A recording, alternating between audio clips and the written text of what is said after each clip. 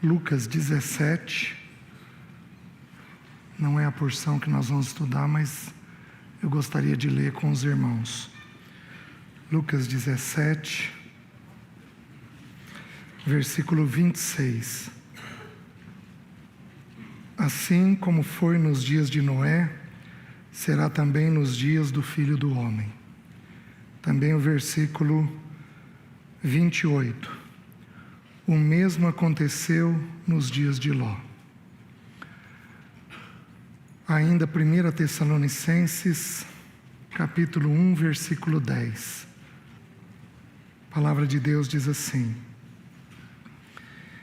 E para aguardardes dos céus o seu Filho, a quem ele ressuscitou dentre os mortos, Jesus, que nos livra da ira vindoura.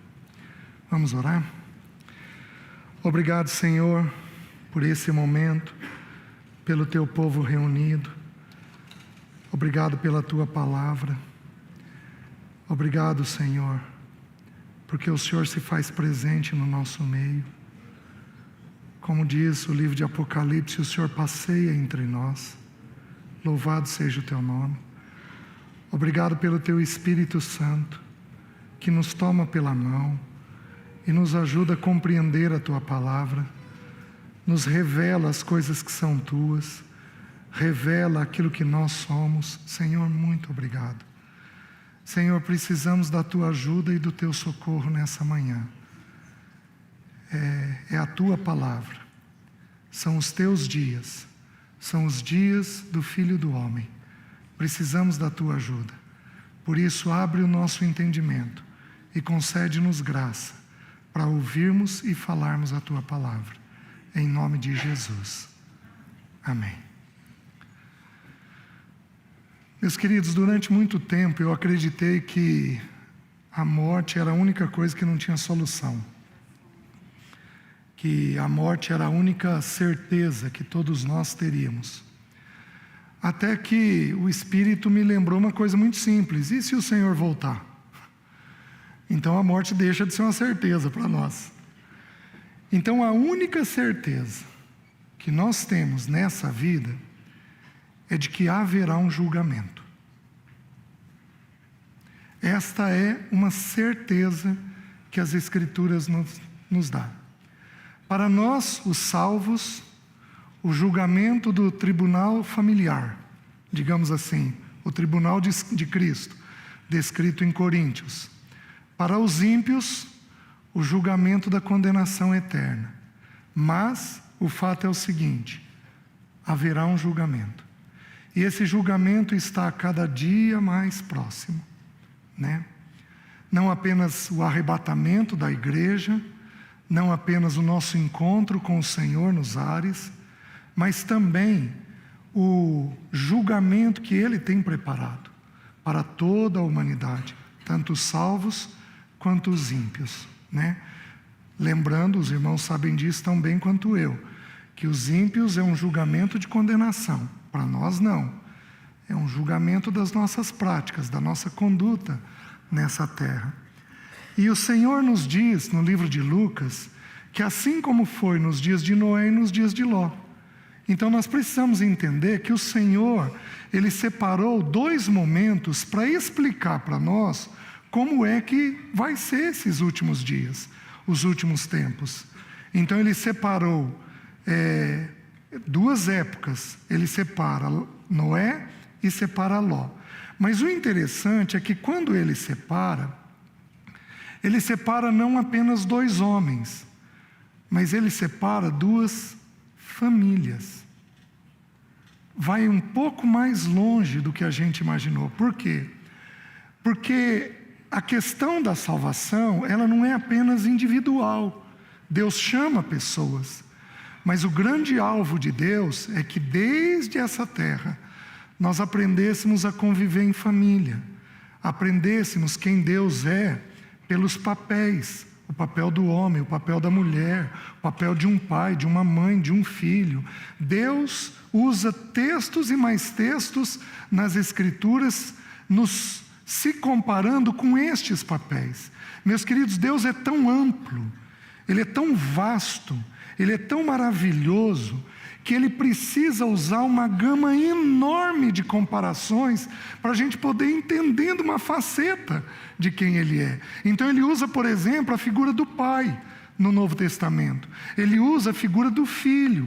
Ele usa a figura do casamento, do papel do homem, do papel da mulher. Ele vai usando figuras para poder ampliar a nossa compreensão de quem ele é, da maneira pela qual ele age, da maneira pela qual ele faz as coisas. Deus é tão específico que tem textos onde ele se compara ao papel de uma mulher, para mostrar como ele é vasto. Ele diz assim: pode porventura uma mãe esquecer-se de seu filho que acabou de nascer? Eu, porém, nunca me esquecerei de vós. Ele usa uma figura simples. Nós pais, em geral, esquecemos dos filhos, mas a mãe esquece. Gente, ela não faz nada sem ter o filho na cabeça. Ela não faz nada. Se um filho passar mal, aqui dentro ela sabe que alguma coisa está acontecendo, porque é do instinto da mulher, e Deus toma esse instinto para mostrar como que é um instinto dele. Eu não me esqueço de vós. Então, Deus tomou aqui duas famílias em duas eras, e o meu encargo é mostrar essas duas famílias mais do que as eras, mais do que as épocas para vocês. Então, nós vamos dar uma olhadinha. A primeira família que nós vamos ver vai ser a família de Noé. E depois nós vamos ver a família de Ló. Nós temos nas Escrituras 3 julgamentos bem pontuais que Deus fez. Obviamente que ele fez muito mais do que esses 3. Mas esses 3 a gente vê com muita clareza. Noé, ele julgou toda a terra, toda a humanidade. Ló, ele julgou uma região. Ele julgou Sodoma e Gomorra. E no Egito, o texto diz em Êxodo que ele julgou os deuses do Egito. Então ele julgou um país e a sua idolatria. E ali também nós teríamos lições para aprender do julgamento que Deus trouxe, da batalha espiritual que houve ali no Egito. Porém, o Senhor lançou mão desses 2 exemplos. É os 2 exemplos que nós vamos nos concentrar. Abram, por favor, em Gênesis capítulo 6, começando com o versículo 28. O texto bíblico diz assim: Lameque viveu, 5:28. 5:28. O texto diz assim: Lameque viveu 182 anos e gerou um filho. Pôs-lhe o nome de Noé, dizendo: Este nos consolará dos nossos trabalhos e das fadigas de nossas mãos, nesta terra que o Senhor amaldiçoou. Depois que gerou a Noé, viveu Lameque 595 anos e teve filhos e filhas. Todos os dias de Lameque foram 777 anos e morreu. Era Noé da idade de 500 anos e gerou a Sem, Cão e Jafé. Como se fora multiplicando os homens na terra e lhe nasceram filhas, vendo os filhos de Deus que as filhas dos homens eram formosas, tomaram para si mulheres, as que dentre todas mais lhe agradaram. Então disse o Senhor: O meu espírito não agirá para sempre no homem, pois este é carnal, e os seus dias serão 120 anos. Ora, naquele tempo havia gigantes na terra, e também depois, quando os filhos de Deus possuíram as filhas dos homens, as quais lhe deram filhos. Estes foram valentes, varões de renome na antiguidade. Viu o Senhor que a maldade do homem se havia multiplicado na terra, e que era continuamente mau todo o desígnio do seu coração. Então se arrependeu o Senhor de haver feito o homem, na terra, e isto lhe pesou no coração. Disse o Senhor: farei desaparecer da terra o homem que criei, o homem e o animal, os répteis e as aves dos céus, porque me arrependo de os haver feito. Porém Noé achou graça diante do Senhor. Eis a história de Noé. Noé era homem justo e íntegro entre os seus contemporâneos. Noé andava com Deus. Gerou 3 filhos, Sem, Cã e Jafé.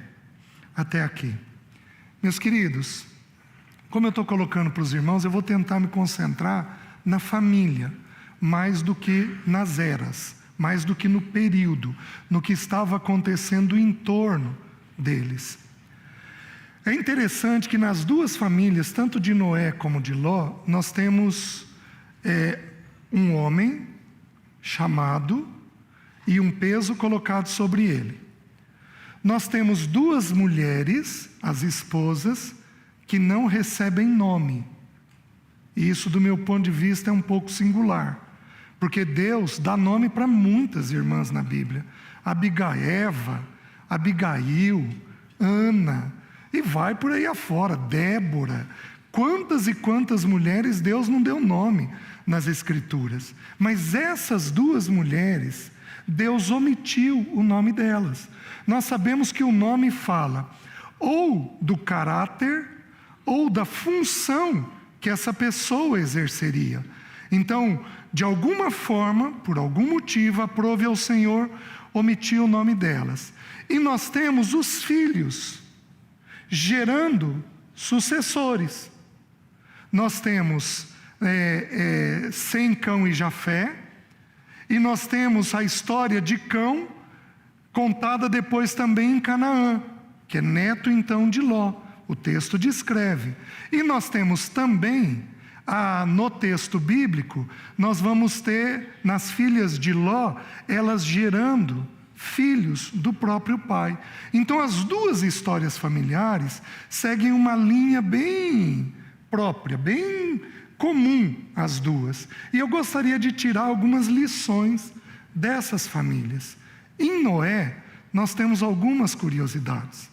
Porque o texto bíblico começa dizendo assim, versículo 29, pôs-lhe o nome de Noé.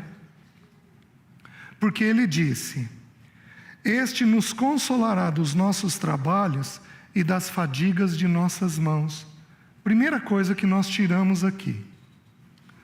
Um homem precisa, em tempos de juízo, precisa viver a vida de Noé. Noé significa repouso.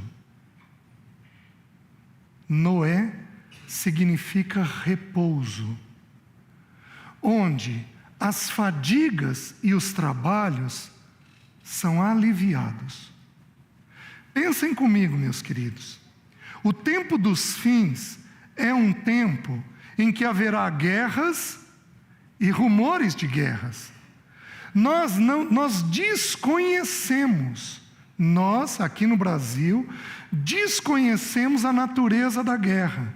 Nós vivemos aí, um pouco antes de 64, uma turbulência na nossa sociedade, que depois o exército veio e colocou ordem lá, uma ordem aí aparente, colocou uma ordem. O máximo que nós vivemos perto da guerra foi isso daí.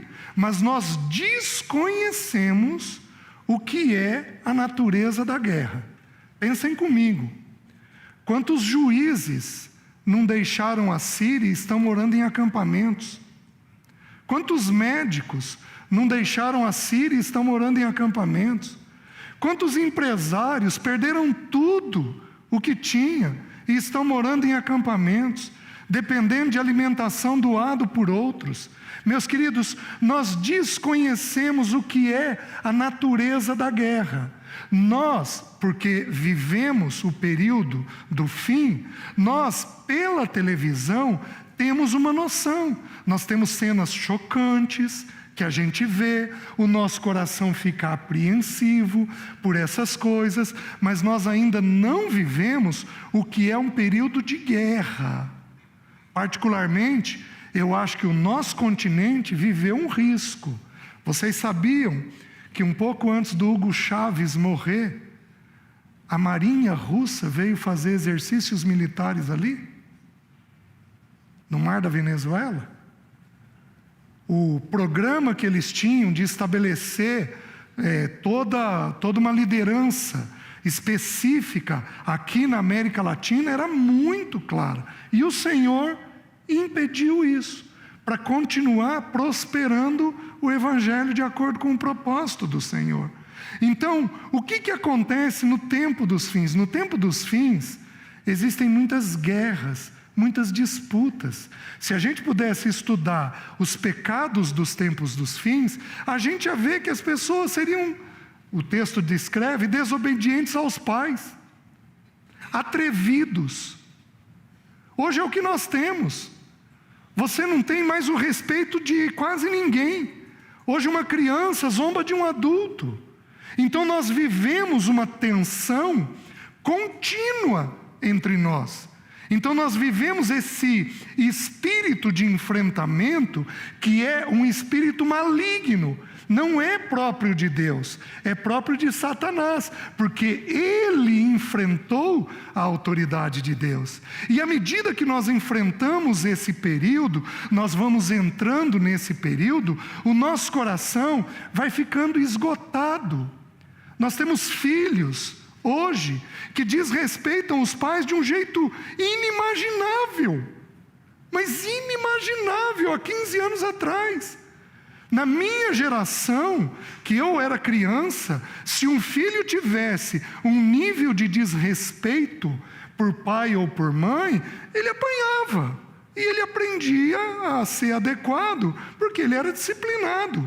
Hoje em dia você não pode fazer absolutamente nada. Então o enfrentamento, que é o início da guerra, é uma característica desses tempos. Porém, a família de Noé tinha repouso. O lar da gente tem que ser um lugar de paz. Homem, presta atenção, abandona a ira, deixa o furor. Isto certamente não acabará bem, diz o salmista.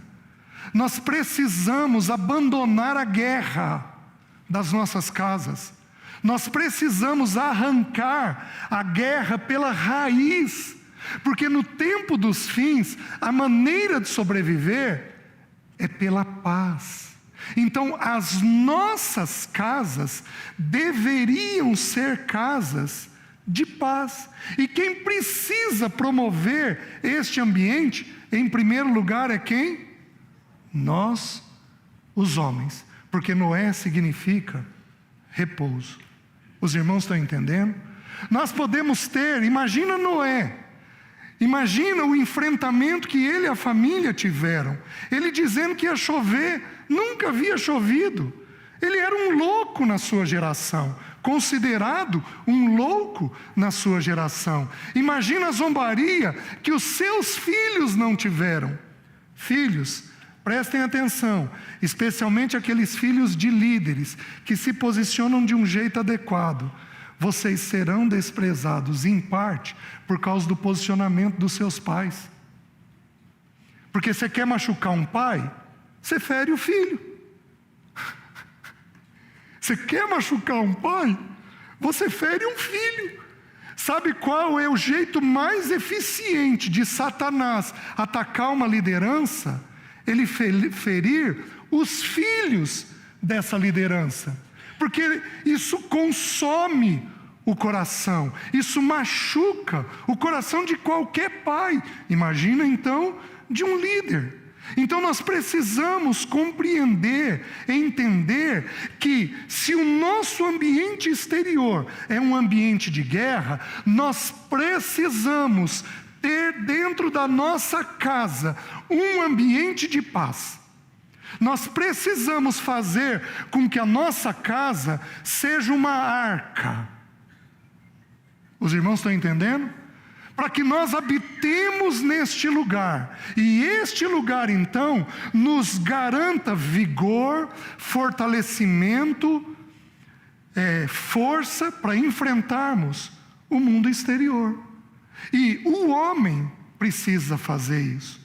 Eu vou dar um exemplo para os irmãos, que eu não vou nem abrir o texto bíblico, porque o nosso tempo fica muito limitado. Então eu só vou citar. No texto de 1 Reis, de 1 Crônicas, desculpem, Davi resolveu erigir uma casa ao Senhor, o templo. Ele resolveu erigir o templo. E ele acorda um dia com isso em mente. Eu habito em casa de cedras, mas o Senhor habita numa tenda. Ele chamou o profeta Natã. O profeta Natã disse: vai e faze conforme tudo que tiver no teu coração. Então Davi começou, construiu, fez a planta, preparou o material, e separou o material, e preparou os trabalhadores. 80.000 trabalhadores. Era uma obra gigantesca. Quando ele foi iniciar, o Senhor disse para ele, manda o profeta Natã dizer: você não vai me edificar casa, porque você é homem de guerra. Há muito sangue na sua mão. Eu levantarei um filho depois de você, e este filho me edificará a casa. O seu nome será Salomão. Sabe o que significa o nome Salomão? Pacífico. Quem que edifica a casa? A pessoa pacífica. Homem, você precisa aprender a ser pacífico. Você tem que deixar de ser queixoso. Você precisa aprender a ser grato. Você precisa fazer da sua casa um ambiente de repouso. Um ambiente onde as fadigas externas são aliviadas dentro daquele ambiente. Os irmãos estão entendendo? No período dos fins, nós necessitamos de homens pacíficos, de homens que vão gerar um ambiente tranquilo dentro de casa, para que o Senhor possa edificar essa casa. Os irmãos estão entendendo? Meus queridos, a guerra é uma verdade, que o povo de Deus vive uma guerra. É uma verdade. É uma verdade que nós somos soldados. É uma verdade. É uma verdade que a nossa luta não é contra sangue nem contra carne, mas contra principados e potestades. É uma verdade que nós, com uma mão, temos a pá e com a outra mão temos a lança. É uma verdade. Mas, queridos, nós guerreamos contra os inimigos, não contra os da casa. Nós guerreamos contra os inimigos. Satanás é um inimigo. Aqueles que se levantam contra o Evangelho são inimigos, mas não os da casa. Nós não podemos ter o parceiro por inimigo. Nós não podemos ter o filho por inimigo. Nós não podemos ter os nossos por inimigo. Vocês sabem o que significa a palavra inimigo no grego? Odioso. Nós não podemos ter os nossos com raiva, com ódio. Nós não podemos ter, porque esse não é o Espírito do Senhor. O nosso Senhor Jesus, Ele é o príncipe da paz. O nosso Senhor Jesus, diz o texto de Efésios, que Ele é a nossa paz, e que de ambos Ele derruba a parede da inimizade, e que de ambos Ele faz um. Temos condições de sermos um com o parceiro, temos condições de sermos um com os nossos filhos. Temos condições, porque dentro de nós habita este príncipe da paz. Mas para isso, meus queridos, temos que tomar uma decisão. Temos que fazer uma escolha. A escolha de que chega de guerra dentro de casa. Chega de guerra dentro de casa. Os irmãos estão entendendo? Porque esse espírito, ele não coopera com a edificação da casa. A minha vontade é de parar tudo e fazer um apelo aos homens. Você é briguento? Você é crítico? Você é grato? Sua esposa cozinha para você todo dia, você agradece? Você é leve? Você é uma pessoa leve? Você é homem? Ou você é uma pessoa pesada? É óbvio que todos nós teremos dias ou semanas no ano que serão mais difíceis. É óbvio que isso ocorrerá, mas tem que ser algo esporádico. Você é uma pessoa mais leve. Mas eu vou explicar o que é essa leveza, porque o texto bíblico ensina isso. A gente continua com Noé, e aí no 6, versículo 8, diz assim, no versículo 7, disse o Senhor, farei desaparecer da face da terra o homem que criei, o homem e o animal, os répteis e as aves dos céus, porque me arrependo de os haver feito. Porém, Noé achou graça diante do Senhor. O que Noé achou? Noé achou graça. O que significa graça? A palavra graça nos foi ensinada que ela significa favor. Um favor imerecido. Então você não merece, mas você recebe um favor da parte de alguém. Deixa eu dizer uma coisa, eu quero ampliar com você o conceito de graça. Eu uso esse exemplo, eu ouvi ele uma vez e eu acho que ele é bem adequado. Então, a graça é um favor imerecido. Então, o Antoniel não fez nada por mim, mas eu vou lá e faço algo por ele.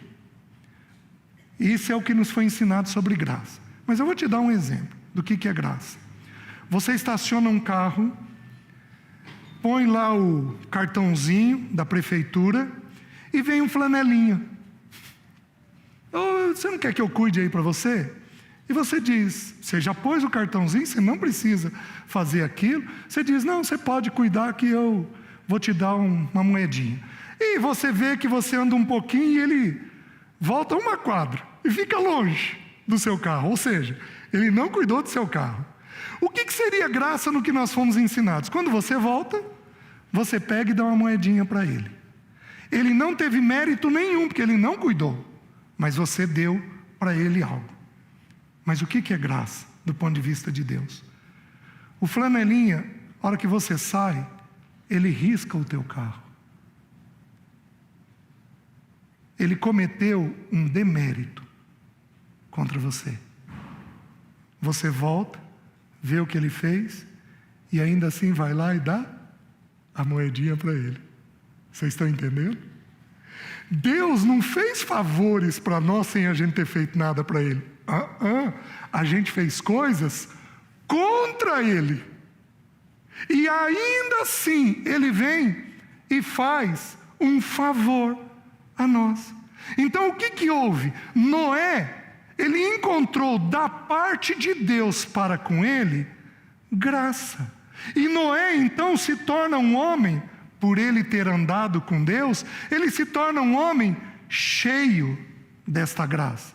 Meus queridos, é uma coisa impressionante o texto bíblico. A primeira menção da palavra graça na Bíblia é para um homem, é em Noé.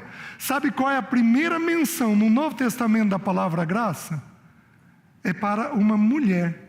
No Velho Testamento é para um homem. No Novo Testamento é para uma mulher. Maria, o anjo vem para Maria e diz assim: Maria, não temas, porque você achou graça. Então, a graça precisa ser distribuída ao coração de todos nós, de um homem, de uma mulher. Quando você abre em 1 João, diz que o Filho de Deus desceu a nós cheio de... É uma lição que os filhos precisam aprender. O que é graça no texto bíblico? Graça significa, no Velho Testamento, favor. Mas olha outra descrição: charme, elegância. Não é charme e elegância no sentido de vestimenta. É charme e elegância no sentido de leveza. Tem pessoas que elas são elegantes dentro delas. Elas têm mansidão no falar. Elas sabem calar na hora certa. Elas sabem falar na hora certa. Elas têm uma elegância, uma graça interna diferenciada.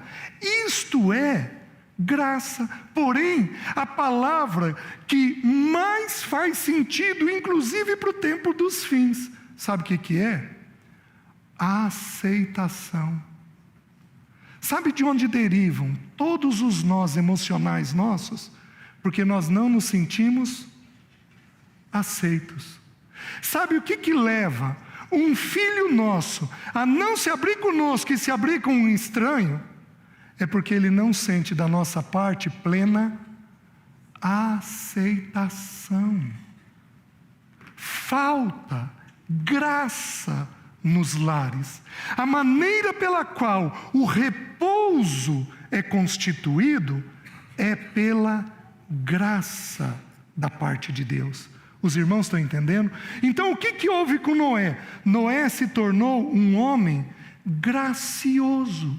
Porque como ele recebeu da parte de Deus essa graça é derramada sobre ele. Você não pega uma palavra maldita dele.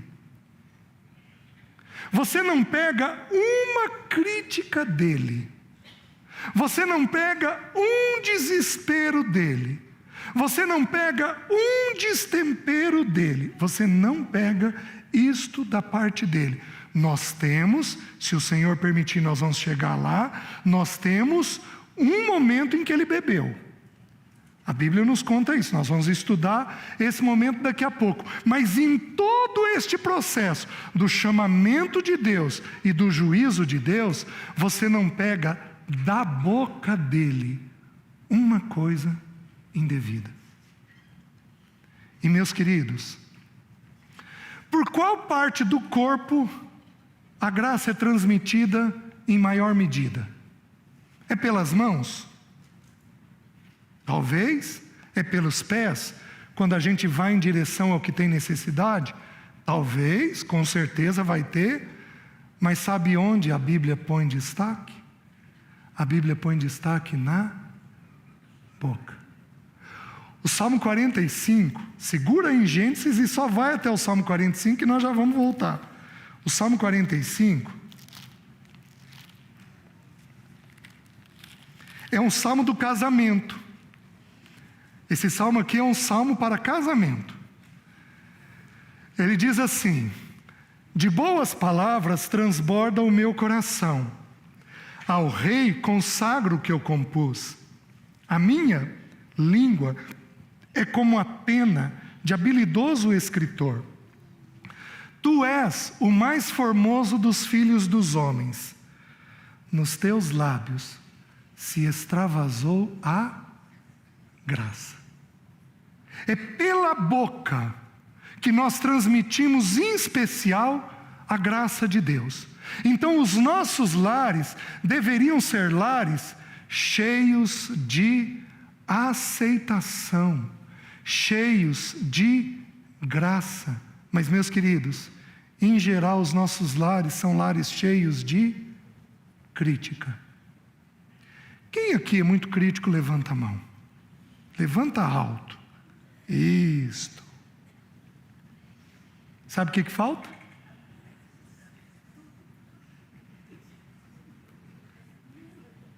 É um lar que tem repouso? Não. Porque na crítica você repousa? Não. Meus irmãos, tem momentos em que nós temos que chamar e criticar? Tem. Mas nós vamos fazer isso no momento certo. Nós não vamos fazer isso o tempo todo. Nós vamos repreender, nós vamos exortar, nós vamos edificar, nós vamos fazer tudo isso, mas nós vamos fazer no tempo certo e da maneira certa. Falta-nos graça da parte de Deus. E queridos, se não tivermos, os nossos filhos não aguentam o ambiente familiar. Você pega um mundo como esse, globalizado. Você pega um mundo como esse, que com R$1.500 você vai até os Estados Unidos e volta. Você pega um mundo como esse, onde você faz coisas e mais coisas com um pouco de dinheiro, onde parece que o quintal da gente virou o mundo.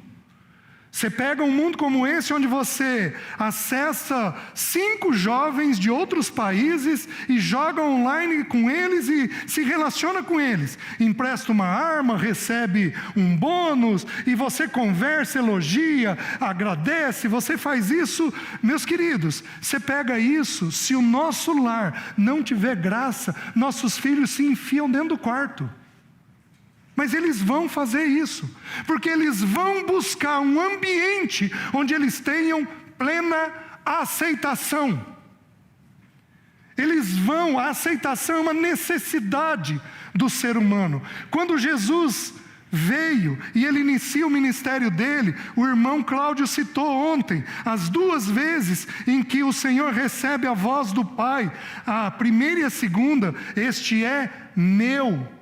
A palavra meu significa pertencimento, aceitação. Você é meu e ninguém põe a mão em você. Eu tenho prazer em você. Meus queridos, este deveria ser o lar nosso, um lar de plena aceitação. Nós somos pecadores, nossas mulheres são pecadoras, nossos filhos são pecadores, porém nós vamos aceitá-los como são, e com a graça de Deus nós vamos ensinar o caminho da cruz, com a graça de Deus nós vamos ensinar o caminho da santidade, com a graça de Deus nós vamos lavá-los, limpá-los. Nós, homens, precisaríamos ter esse entendimento, o entendimento da graça redentora de Deus. Os irmãos estão entendendo? O assunto é tão desesperador que se não cuidar eu já vou perder na graça.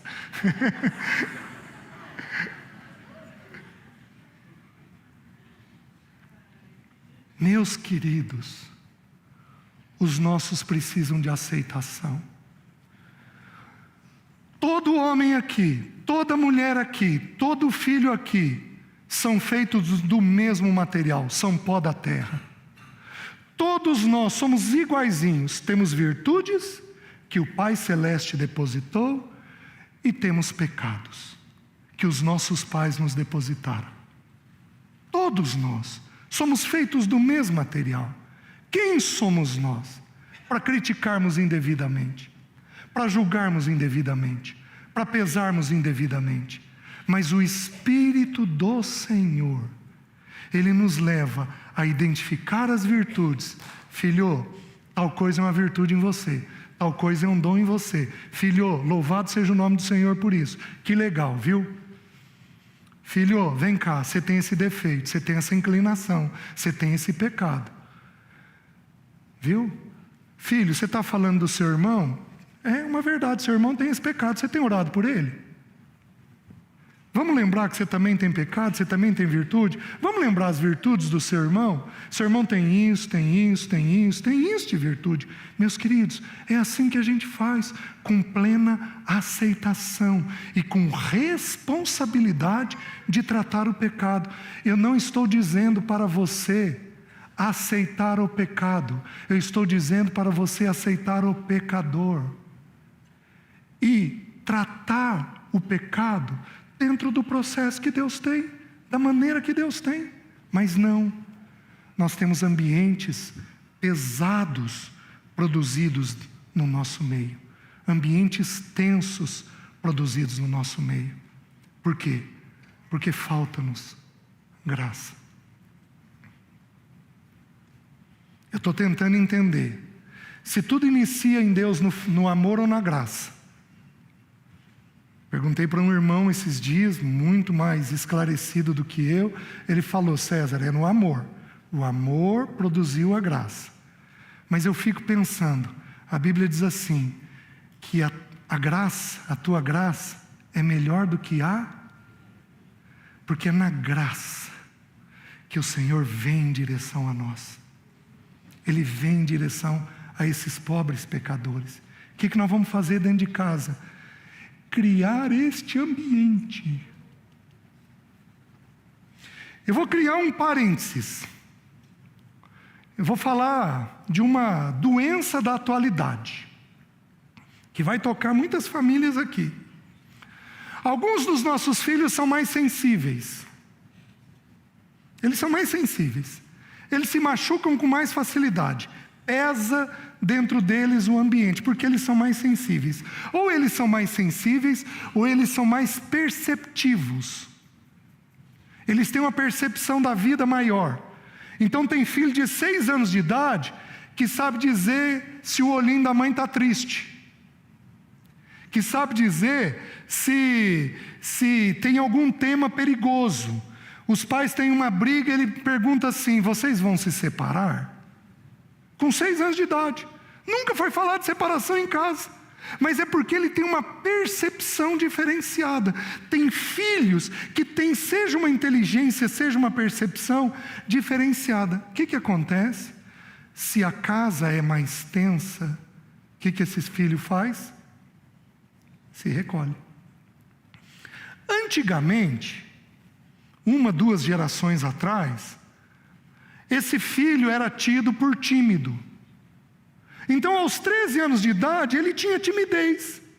Ele ia para a escola com um pouco de dificuldade, ele brincava com um pouco de dificuldade. Mas há 2, 3 gerações atrás, a brincadeira não era dentro de casa, a brincadeira era fora. Era brincar de pique-esconde, de esconde-esconde, era brincar de subir em árvore, de descer com carrinho de rolemã. Então, se essa criança quisesse brincar, ela tinha que sair. E ela enfrentava um pouco a timidez dela. Hoje, o que aconteceu? Ela tem a timidez. Eu trouxe por causa do horário, irmãos, meu relógio parou. E ela tem o celular. E ela começa a olhar o celular. E aí dá 13, dá 14, dá 15 anos, e ela descobre jogo online. E ela descobre que no jogo online, ela pode conversar com as pessoas. E neste jogo online, as pessoas vão dando plena aceitação para ela. Oh, que legal, combinamos, tal hora de novo, a gente vai lá. Oh, cara, olha aquela jogada que você fez, o que você conquistou. E o cara achou um grupo. Um asiático, um americano, um europeu, um africano, e ele jogando. E ele vai criando o hábito. E como ele está em idade de formação, o cérebro vai ficando treinado a ficar fechado, a ficar dentro de casa. Sabe o que tiraria ele de dentro do quarto? Um ambiente de repouso. Sabe o que empurra ele para dentro do quarto? Um ambiente tenso. Os irmãos estão entendendo? A graça, ela é restauradora. O repouso, ele é restaurador. É impressionante como que a graça torna tudo leve e traz a presença de Deus de um jeito mais vigoroso, mais poderoso. A presença de Deus vem quando nós encontramos esse coração gracioso. Por isso, irmãos, os homens e as irmãs, as mulheres, os filhos, você tem que tomar uma decisão. Até o presente momento da mensagem nós já temos 2 decisões. Quais são elas? A primeira, se o meu lar vai ser de repouso. A segunda, se esse lar vai ser gracioso. Os irmãos estão entendendo? Você tem que tomar decisões. Você tem que fazer escolhas. Esses dias uma irmã me contou uma história, vou tomar a liberdade de contar. Na virada do final do ano, eles tiveram uma reunião familiar, algum irmão partilhou um texto bíblico e diz que esse seria um ano de escolhas. E essa irmã, uma jovem, com filhos pequenos, ela voltou para casa e ela acessou o celular dela e o celular dela pifou, parou de funcionar. E ela tentou, e ela não conseguia fazer o celular funcionar. Tá bom. No dia seguinte, ela acordou, pegou o celular, foi ligar e o celular não funcionou. E ela fez uma oração. Nosso Deus é poderoso. Ela orou o seguinte: Senhor, se eu ligar o celular agora e ele funcionar, eu vou entender da tua parte que o Senhor quer que eu desligue as redes sociais para ter mais tempo contigo. Ela ligou o celular e funcionou.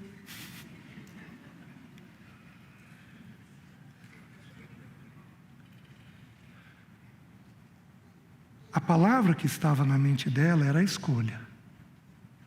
Qual é a escolha que você vai fazer? A primeira escolha: nosso lar tem que ser um lugar de repouso, porque é a maneira que temos de sobreviver aos tempos dos fins. Meus irmãos, se o nosso lar for de guerra, é igualzinho o tempo dos fins externos. Tem que ter um diferencial. Então outra vez vereis a diferença entre o que ama a Deus e o que não ama, entre o que serve ao Senhor e o que não serve. Tem que ter um diferencial. Na chuva de pedras, lá nas pragas do Egito, na terra de Gósen, não choveu daquela forma. Tem que ter um diferencial. O primeiro diferencial das nossas casas para o tempo dos fins é que a nossa casa tem que ser um ambiente de paz, um ambiente leve, um ambiente seguro. Os irmãos estão entendendo? Para isso, nós homens tomamos uma decisão. Qual decisão? A decisão de aprendermos o que é graça da parte de Deus. O que é plena aceitação da parte de Deus. Eu não vou abrir mais nenhum versículo, tem um monte de versículos sobre graça. Eu vou deixar tudo isso. Vamos andar, porque Noé tem mais uma coisa. O que Noé tem?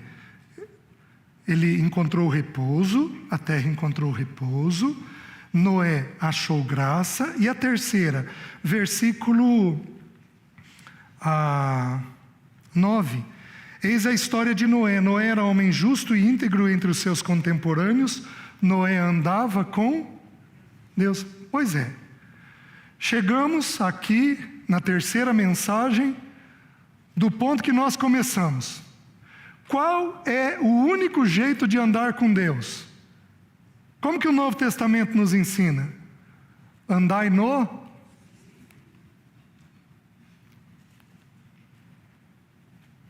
Andai no Espírito, e jamais satisfareis aos desejos da carne, as concupiscências da carne. O único jeito de andarmos com Deus é andarmos no Espírito. Quem que anda no Espírito? Aquele que anda segundo a natureza do Espírito. É uma pena que não daria para a gente estudar. Qual é a natureza do Espírito? A Bíblia responde. Por exemplo, a Bíblia diz assim, que o Espírito, ele é santo. Então o que é andar no Espírito? É andar em santidade. Porém o texto diz que ele também é Espírito da verdade. O que é andar no Espírito de acordo com isso? É andar dentro da verdade. Você tem verdades a serem compartilhadas? Você tem pecados escondidos? Tem coisas ocultas? Tem coisas guardadas? Não tem jeito de andar com o Espírito, porque é contra a natureza do Espírito. Os irmãos estão entendendo? Que outra coisa nós temos? Esse Espírito, ele é um Espírito de revelação. Ele revela algumas coisas. Ele revela o Filho, ele revela o Pai. Então, quando eu ando no Espírito, o que eu falo? Do Filho e do Pai. Eu falo do Filho do Antoniel? Não. Eu falo do Filho de Deus. Eu falo do Pai, do Filho. Eu não falo dos irmãos. Quem aqui tem hábito de falar dos irmãos? Levanta a mão, por favor. Levanta alto, por favor. Obrigado. Sabe o que isso faz com o espírito? Entristece o espírito. O texto bíblico diz: entristece o espírito. Estudem lá, Efésios capítulo 4, versículo 30, desde o versículo 25 até o capítulo 5, o versículo 12 ali, você vai ver todos os pecados que são mencionados que entristecem o espírito. O principal é quando nós falamos uns dos outros. Pai, você é pai, se você tiver mais de um filho, qual é a tua sensação quando um filho fica criticando o outro? Se você não se incomoda com isso, eu vou dizer que você é um pai problemático. Porque não é natural. O natural seria o quê? A tristeza. Agora, qual seria o teu sentimento de abrir a porta do quarto de um filho e pegar esse filho orando pelo irmão? Qual seria o teu sentimento? Isto é andar no Espírito, é andar segundo a natureza do Espírito, é andar segundo aquilo que Ele é. Esse Espírito, ele é dócil, ele é leve, ele é confortador. Ele é confortador. Gente, qual o preço de uma passadinha de mão aqui no ombro de alguém que está abatido? Qual é o preço de um abraço? Qual é o valor disso, meus queridos? Qual é o valor de uma palavra bendita a seu tempo? Qual é o valor de ouvir um irmão desesperado? Meus irmãos, é isso que o Espírito faz. Quantas vezes a gente coloca o joelho no chão e a gente derrama as nossas queixas, os nossos sofrimentos, e Ele pacientemente nos ouve. O que é andar no Espírito? O que é andar com Deus? É andar segundo a natureza do Espírito. Os irmãos estão entendendo? Para a gente entender isso e comprovar isso, vamos até o capítulo 9, versículo 20. Gênesis 9, versículo 20. Sendo Noé lavrador, passou a plantar uma vinha. Bebendo do vinho, embriagou-se e se pôs nu dentro de sua tenda. Cão, pai de Canaã, vendo a nudez do pai, fê-lo saber fora a seus 2 irmãos.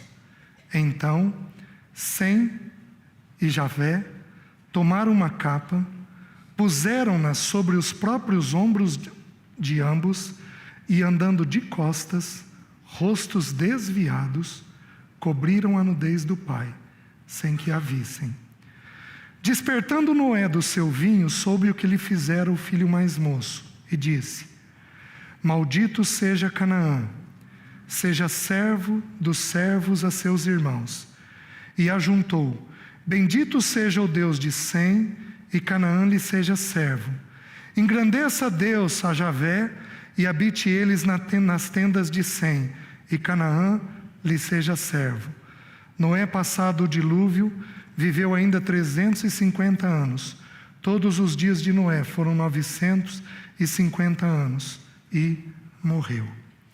Meus queridos, desses 3 filhos, 2 filhos tinham muita discrição, muita discrição. Se nós fôssemos estudar a questão do ombro nas Escrituras, quando o sacerdote trazia os nomes, as pedras de Israel com os nomes gravados, ele trazia onde? Ele trazia no peito, no coração, e ele trazia nos ombros. Nós precisamos trazer os irmãos nos ombros, para nós sustentarmos os irmãos, para nós nos colocarmos debaixo deles e trazermos sustento para a vida deles. Então o símbolo aqui é um símbolo lindo. O que houve com esses 3 irmãos? Um zombou.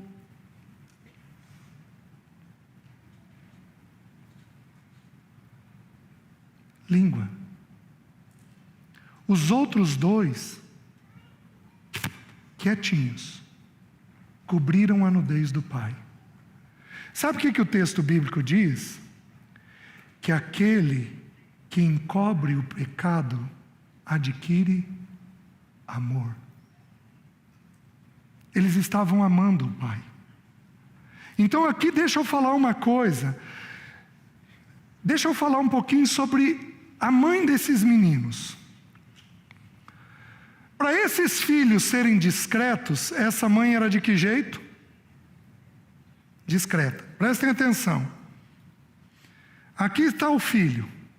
Quem é o primeiro elemento na casa que protege o filho? A mãe.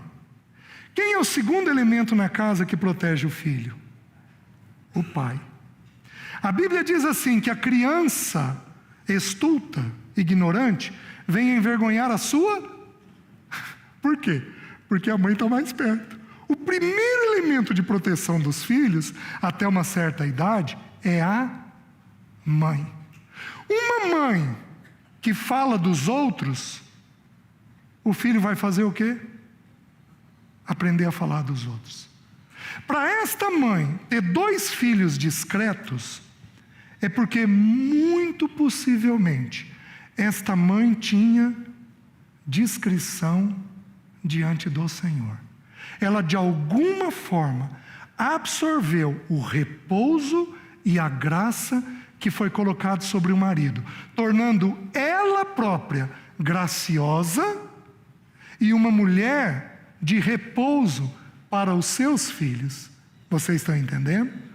Uma mãe que, quando os filhos eram feridos, não desesperava. Uma mãe que não ficava falando mal dos outros, criticando os outros. Uma mãe serena e quieta. Ela muito possivelmente era desta maneira. E onde isso apareceu? Na vida dos 2 filhos dela. Que coisa impressionante, de Sem e de Chavé. Que coisa impressionante. Porém, a Bíblia nos ensina que a gente pode ser bom e ter filhos maus. Este filho, Cão, ele cometeu um erro. Qual foi o erro? Ele zombou do pai. Porém, nós temos que entender. Quem aqui é dado a brincadeira? Levanta a mão. Levanta alto. A brincadeira, ela é ambígua. A brincadeira, ela é perigosa.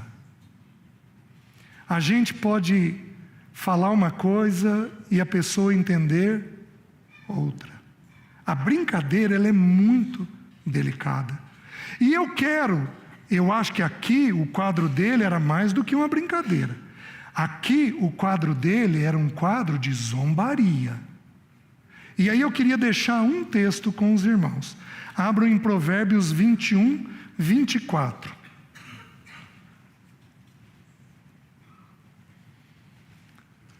O texto diz assim: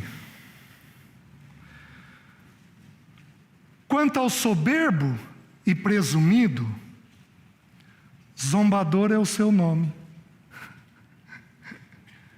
Procede com indignação e arrogância. Presta atenção. Essa pessoa, ela é zombadora. Certo?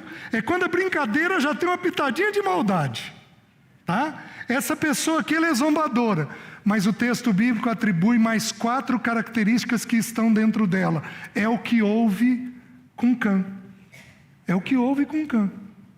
Mais 4 características. O texto diz assim: quanto ao soberbo e presumido, zombador é o seu nome, procede com indignação e arrogância. Ele era soberbo, ele se achava, porque ele era presumido, ele procedia com indignação, com raiva, com revolta, e ele era arrogante. Os irmãos estão entendendo? Então, nós precisamos cuidar com esta mente afiada, eu fiz por muitos anos uma oração para a minha própria vida. Que oração que foi? Eu falei: Deus, me ajuda a morder a língua. Mas eu também precisei orar: Deus, me ajuda a morder o cérebro. Me ajuda a nem pensar. Senhor, me ajuda a nem pensar. A nem pensar. Se eu, porventura, ficar muito cansado, começa a vir pensamentos irônicos na minha cabeça. E a Bíblia está dizendo que isso é soberba, que isso é arrogância, que isso é indignação, isso é pecado, e é pecado grave. É o que houve com Cã. Os irmãos estão entendendo? A gente trata aí os problemas de um jeito muito errado. E aí um segundo versículo, para os brincalhões aí decorarem. Provérbios capítulo 26, versículo 18 e 19. O texto bíblico diz assim: olha se não é contrário ao repouso, como o louco. Então essa pessoa é insensata, é nécia. Lembra do primeiro estudo? Lembra das nécias e das prudentes?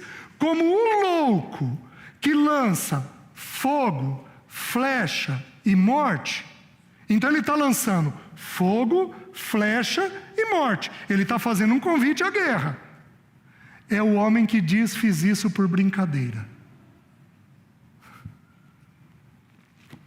O que aconteceu com Cã? Ele era nécio. E ele tomou o pecado do pai e descobriu o pecado do pai. Meus irmãos, pecado é para ser descoberto apenas com a finalidade de tratá-lo. Tratou, é para ser coberto e não é para tratar mais. Porque o Senhor já o perdoou, já colocou o manto da justiça sobre ele. Nós só descobrimos pecado com a finalidade de tratá-lo. Você está falando do teu irmão, mas Deus te chamou para tratar ele? Se não te chamou, por que você está falando? Meus irmãos, é assim que o repouso vai embora. É assim que a leveza vai embora. É assim que a graça vai embora. E é assim que o nosso lar não está preparado para o tempo do fim. Os irmãos entendem? Então nós precisamos, dentro do ambiente familiar, aprender a encobrir pecado. E nós vamos tratar apenas no momento em que ele precisa ser tratado. Por que Noé bebeu? Nós não sabemos. Alguns irmãos, alguns estudiosos dizem que ele desconhecia o efeito da planta. É possível.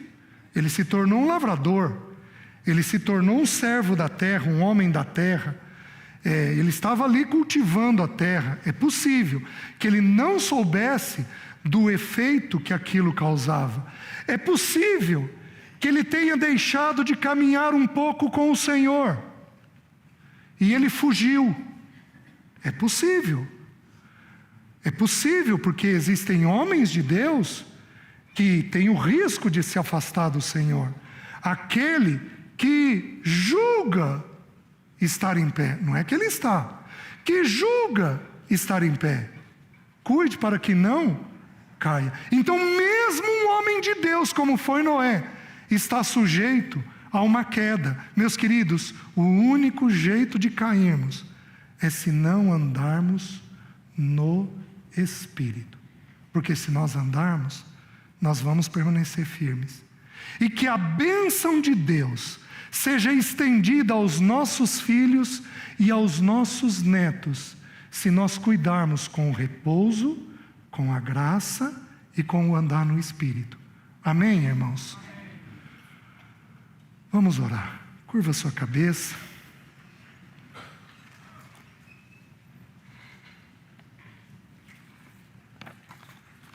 Senhor, tem profunda misericórdia de nós.